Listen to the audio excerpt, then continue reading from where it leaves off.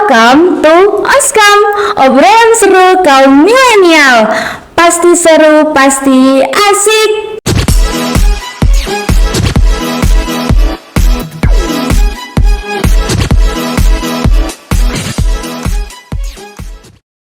Halo semuanya, Assalamualaikum warahmatullahi wabarakatuh. Sebelumnya kenalin nih, aku Clarista yang akan menemani perjalanan kalian selama beberapa menit ke depan. Nah, sebelumnya aku mau kasih tahu dulu nih, kalau Oskam pada hari ini itu berkolaborasi dengan Podpoker atau Podcast Ekonomi Kreatif. Maaf. Nah, sebelumnya aku mau kasih tahu dulu nih, kalau poker itu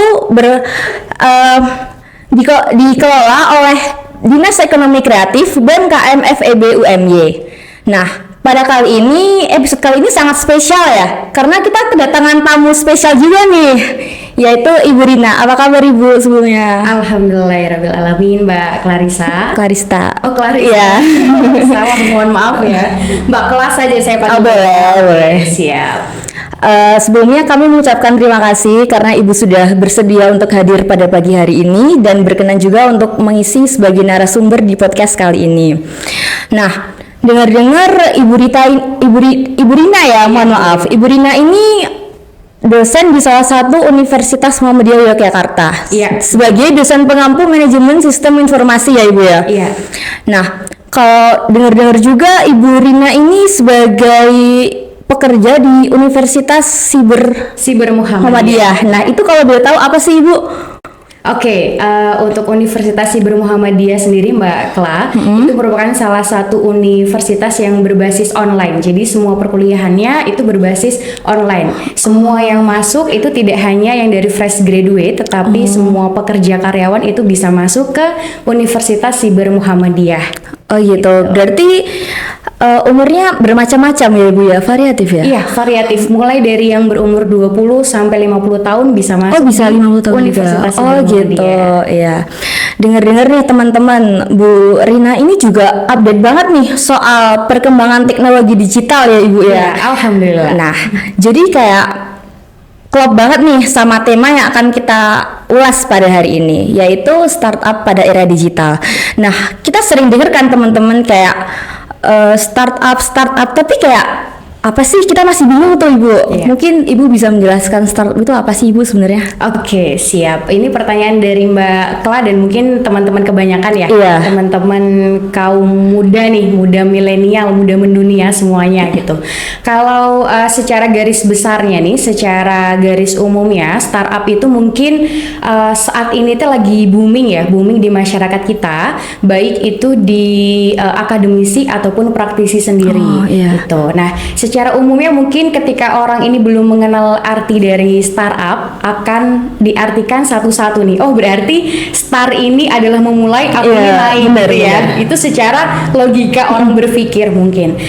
Yang artinya bahwa startup itu ya bisa jadi istilahnya memulai naik. Apa sih memulai naik gitu? Tetapi pada kenyataannya dari segi pengertiannya startup ini sendiri itu adalah bisnis gitu. Bisnis atau merintis. Jadi perusahaan yang memang baru merintis gitu, atau baru merintis itu tadi.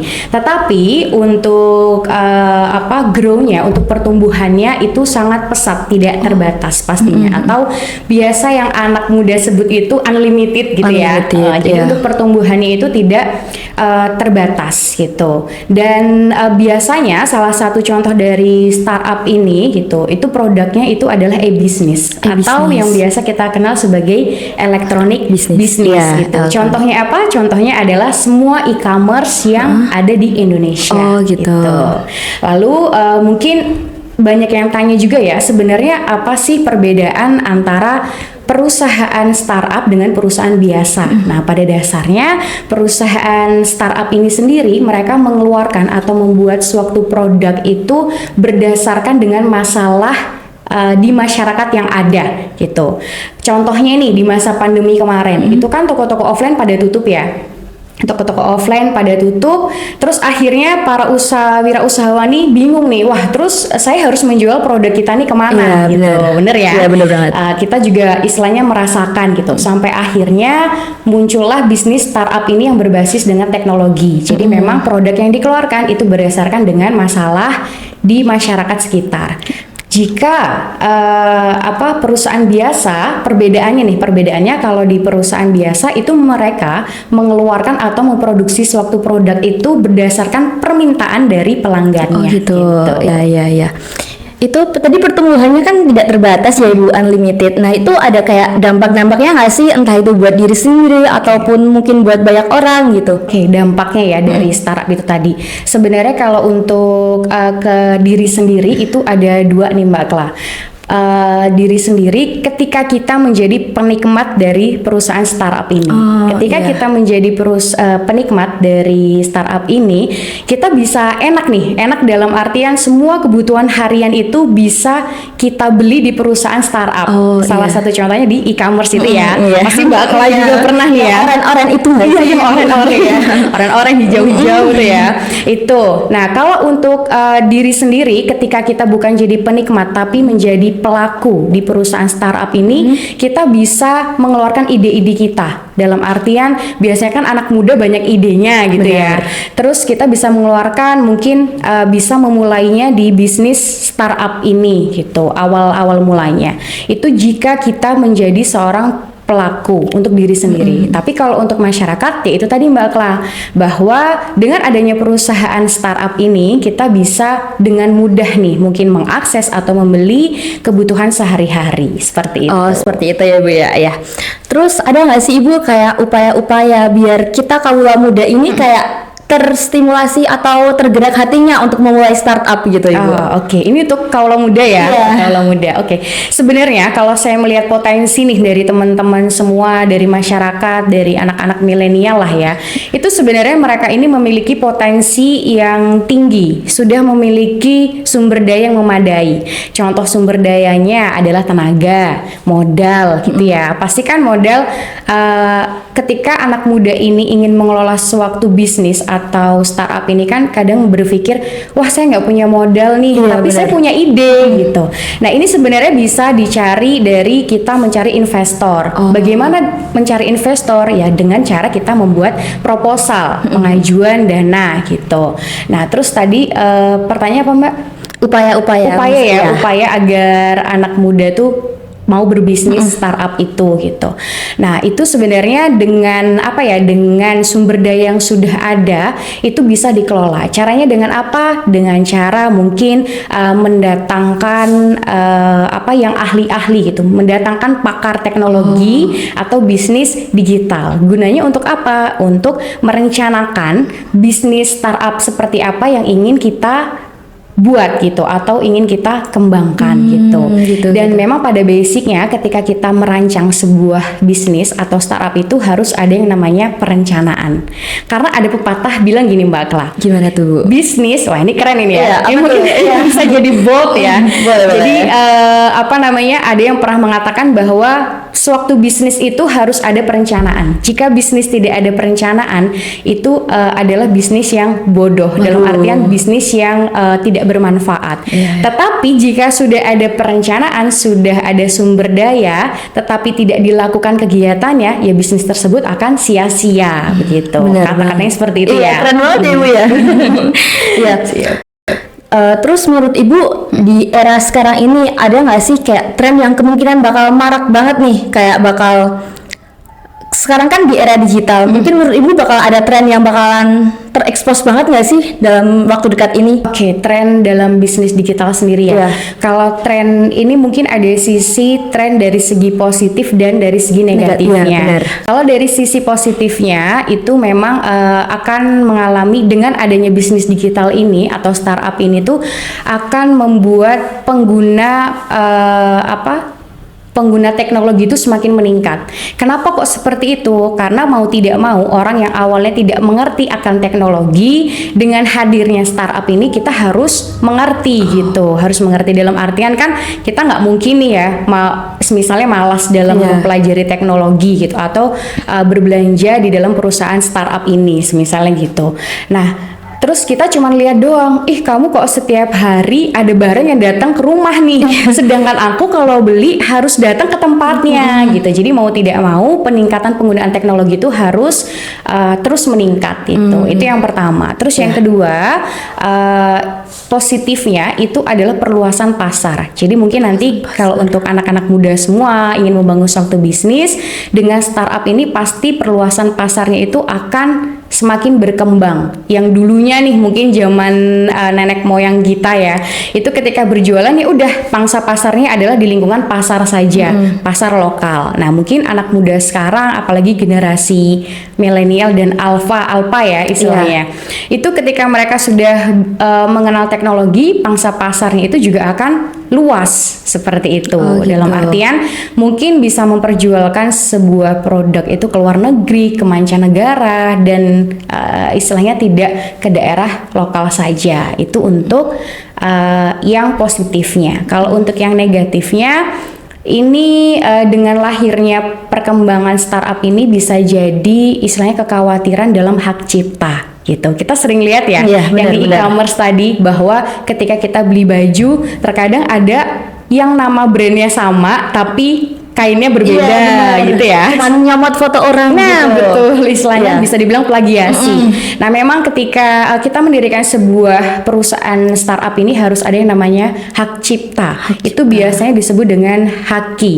Jadi hak kekayaan intelektual itu harus kita daftarkan gitu Mbak Kela. Jadi biar produk yang kita keluarkan itu tidak istilahnya sembarangan dicomot oleh orang. Nah, itu negatifnya sebenarnya, masih ada kekhawatiran di hak cipta. Yang kedua, itu adalah ketergantungan teknologi. Saking kita males tadi, ada peningkatan teknologi di sisi positif, ada negatifnya adalah ketergantungan teknologi gitu. Nah, ini terkadang yang membuat anak kaula muda tuh sudah enak nih ketika ingin pesan apa, tinggal pegang HP, klik sampai. Ini yang nantinya mengakibatkan ketika di dunia kerja. Di dunia kerja, ketika semua teknologi ini sudah berkembang, apalagi di perusahaan startup ya, jika kita nanti atau Mbak Kla atau teman-teman lainnya itu sudah bekerja di perusahaan startup, itu makanya yang diinginkan adalah pekerjaan yang sedikit dan ringan tetapi gaji yang besar. Ya. Nah, itu sebenarnya adalah masuk ke negatifnya. Gitu. Begitu Mbak. Gitu ya. Berarti emang ada dampak positif dan negatifnya juga ya Ibu ya, kayak balance lah ya. Kalau dari yang saya tahu nih Ibu, kalau sebelum memulai startup itu kita ada masa inkubasi bisnis ya Ibu ya. Nah, kalau yang dari saya tahu, mungkin nanti Ibu bisa mengoreksi, itu tujuannya untuk mempercepat pertumbuhan dari suatu ide bisnis agar dapat mandiri gitu. Nah, itu dampaknya untuk pegawai-pegawai startup itu apa sih Ibu sebelum ada dengan adanya inkubasi bisnis Oke. Sebenarnya inkubasi bisnis itu di dalam era bisnis sendiri itu sangat banyak dampaknya. Banyak dampaknya dan dampaknya itu ke arah positif. Begitu. Apa saja sih dampaknya dengan adanya inkubasi di era bisnis tersebut gitu ya? Yang pastinya yang pertama yang Mbak Kela tadi bilang bisa mempercepat pertumbuhan dari suatu bisnis itu yang pertama. Yang kedua, dengan adanya inkubasi di era bisnis ini itu bisa membuat perkembangan bisnis itu menjadi sukses atau meningkat. Kenapa? Karena di dalam inkubasi ini sendiri itu dia, kalau inkubasi sendiri kan adalah fasilitas yang sudah tersedia gitu. Pada saat era global, era bisnis atau era digital gitu ya. Nah, fasilitas ini diberikan di dalamnya itu mungkin bisa jadi terdapat mentor ketika kita ingin belajar sebuah bisnis, terus ada sharing session. Sebenarnya keluhan kita apa sih ketika membangun sebuah bisnis, ketika merencanakan sebuah bisnis gitu. Iya benar-benar. Terus kalau menurut Ibu sendiri ada berapa peluang keberhasilannya, seberapa persen sih Bu dengan bisnis digital saat ini di startup gitu? Oke, kalau peluangnya itu tidak bisa dibilang menggunakan persen mungkin ya, Iya, Mbak. Karena kan ya. saya takutnya salah gitu, salah persepsi ya. Ketika saya bilang 100%, mungkin nanti yang nonton ini bilang, mana orang saya Iya. gagal gitu kan. Nah mungkin kalau untuk peluangnya itu kemungkinan besar. Besar. Nah tapi balik lagi tergantung dengan cara mengelolanya. Apakah si wirausahawan, apakah pemilik dari bisnis startup ini atau perusahaan startup ini bisa mengelolanya dengan baik, Oh gitu. Berarti emang tergantung dari orangnya ya Bu ya? Iya, tergantung. Nggak ada kayak yang saklek gitu. Apa sih saklek, kayak berapa persennya ya? Oh ya, tidak ada. Kalau itu sampai sekarang saya belum membaca sih ya untuk penelitiannya seberapa banyak. Tetapi seperti yang kita lihat saat ini ya, maksudnya bisnis startup itu terus berkembang grow itu tadi. Nah mungkin sekilas juga nih Mbak Kla, saya menjelaskan sejarah tentang startup sendiri ya. Boleh. Jadi startup ini itu awalnya dulu itu berada di Amerika Serikat. Dulu dikenal dengan nama Silicon Valley. Nah, Silicon Valley ini adalah lembah silikon, di mana di dalamnya itu terdapat perusahaan-perusahaan yang berbasis teknologi. Sampai akhirnya dikenalkan ke masyarakat bahwa perusahaan-perusahaan yang berbasis teknologi itu bernama startup. Oh gitu. Iya ya. Berarti asal mulai dari Amerika Serikat, Amerika ya, Bu? Serikat. Bukan dari Indonesia. Bukan. Oh bukan. Gitu, Iya, dari iya. Amerika Serikat yang bernama Silicon Valley. tadi. Iya, ya. Oke. Mungkin itu aja ya teman-teman. Tadi penjelasannya dari Ibu Rina keren banget nggak sih? Jadi kita kayak nambah insight baru tuh tentang startup, tentang bisnis digital saat ini gitu ya Ibu ya. Iya. Mungkin dari Ibu ada saran atau saran dari Ibu untuk kaula muda yang akan menjalankan startup gitu Ibu mungkin? Oke, mungkin sedikit saja ya Mbak. Boleh. Kala ya. Jadi kalau misalnya nih buat teman-teman semua gitu, buat teman-teman semua yang mungkin ingin membangun suatu bisnis gitu atau ingin merencanakan suatu bisnis, itu rencanakan saja gitu. Jangan takut untuk memulainya. Itu pesan saya. Dan semisalnya teman-teman ada masalah mungkin dalam permodalan atau yang lain sebagainya, itu kita cari dalam artian apa sih sebenarnya kendala yang kita hadapi ketika kita sudah memiliki ide tetapi tidak ada modal. Itu tadi sudah saya bahas ya Mbak, bahwa caranya adalah dengan cara kita mencari investor melalui proposal itu tadi, di mana proposal itu di dalamnya sudah menjelaskan nih bahwa produk yang akan kita jual itu apa-apa saja, keunggulan keuntungannya, dan istilahnya kolaborasinya seperti apa gitu. Intinya jangan takut untuk memulai. Ya, berarti jangan takut untuk memulai ya teman-teman. Jadi kalau misal kita nih ada ide kayak mau bisnis apa sih, kita ya udah mulai aja, jangan cuma rencana aja Iya, gitu betul, ya. Oke. iya. Mungkin podcast episode kali ini itu saja ya teman-teman. Terima kasih untuk Bu Rina yang Ya. sudah menyempatkan waktunya untuk hadir dan juga sebagai narasumber pada podcast kali ini. Saya Clarista pamit undur diri. Sekian, wassalamualaikum warahmatullahi wabarakatuh. Waalaikumsalam.